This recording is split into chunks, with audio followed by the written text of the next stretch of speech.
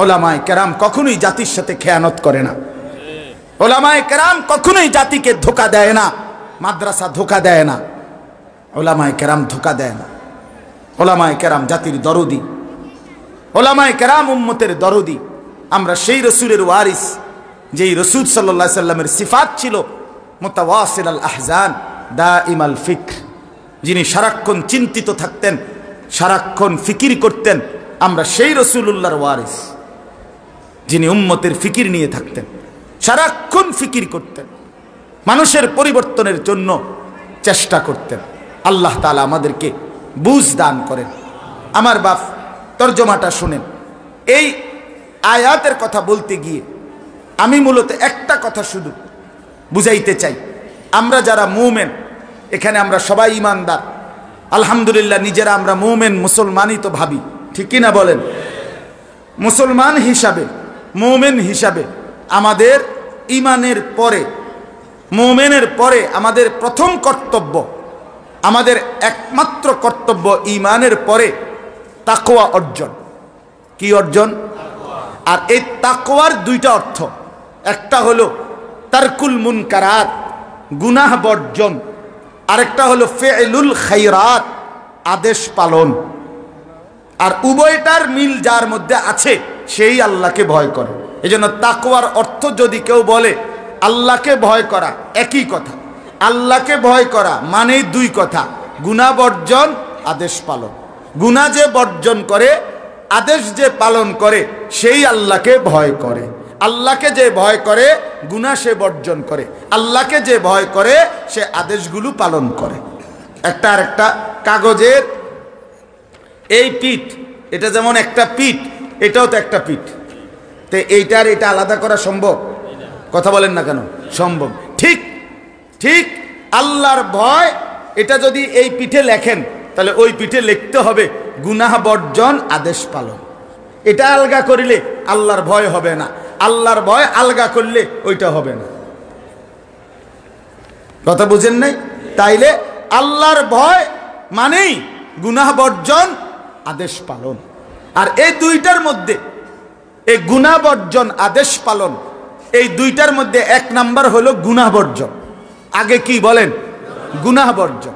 কোরআনুল কারীমে এবং রাসূলুল্লাহ সাল্লাল্লাহু আলাইহি সাল্লামের হাদিসে আল্লাহ এবং রাসূল একজন মুমিনকে বারবার বলছে গুনাহ বর্জন করো, অশ্লীলতা বর্জন করো, নাফরমানি বর্জন করো।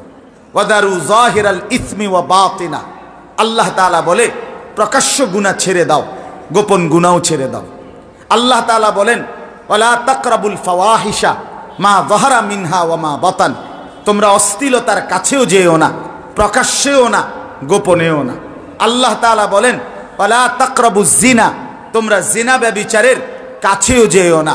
ইন্নাহু কানা ফাহিশা। নিশ্চয়ই এটা ভীষণ অশ্লীলতা। ওয়া সাআ সাবিলা। অত্যন্ত নিকৃষ্ট মন্দ পথ।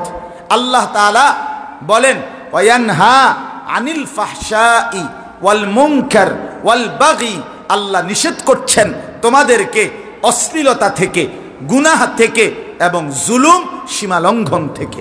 তাইলে গুনাহ, অশ্লীলতা, বেহায়াপনা, নাফরমানি বর্জন করা, এটা কার আদেশ? রাসূলুল্লাহ সাল্লাল্লাহু আলাইহি সাল্লাম বলেন ইত্তাকিল মাহারিম তাকুন আবাদান নাস।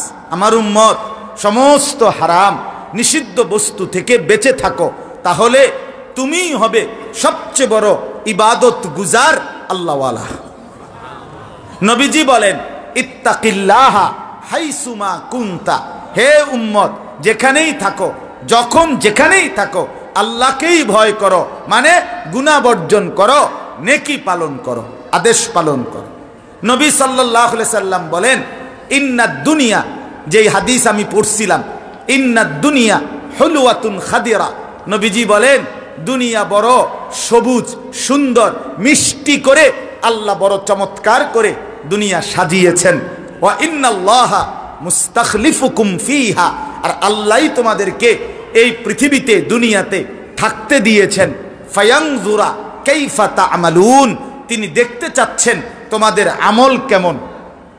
দুনিয়াতে থাকতে দিয়ে আল্লাহ কি দেখছেন? তোমাদের আমল কেমন। আর এই আমলের মধ্যে নবীজি বলেন ফাত্তাকুদ দুনিয়া, অবশ্যই আমার উম্মত দুনিয়ার ধোঁকা, দুনিয়ার ফাঁদ থেকে বেঁচে থাকো।